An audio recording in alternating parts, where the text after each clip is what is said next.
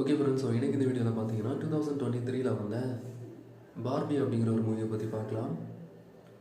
So அந்த மூவியை பற்றி ஆல்ரெடி எல்லாருமே தெரிஞ்சிருக்கும். ஓப்பன்ஹைமர், ஸோ பார்பி ரெண்டுமே சேம் டைமில் தான் ரிலீஸ் பண்ணாங்க.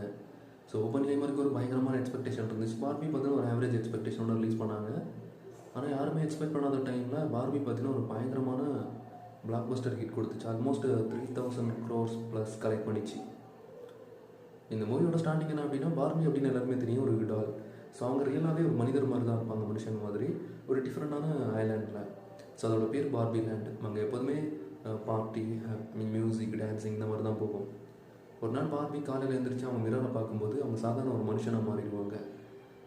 இது அவங்க ஃப்ரெண்ட்ஸ் கிட்ட சொல்லும்போது எல்லாருமே கிண்டல் பண்ண ஆரம்பிப்பாங்க. ஸோ இதுக்கப்புறம் நம்ம குயினாக, பிகாஸ் அவங்க தான் அந்த இடத்துல குயின், ஓகே. ஸோ இதுக்கப்புறம் நம்ம குயினாக இருக்க முடியாது அப்படின்னு சொல்லி பயத்தில் ரியல் வேர்ல்டுக்கு அவங்களோட க்ரியேட் பண்ண அந்த கிரியேட்டரை தேடி வருவாங்க. அந்த டைமுக்குள்ளே அவங்க கூட இருக்கிற பர்சன் அங்கே கிங்காக மாறிடுவான்.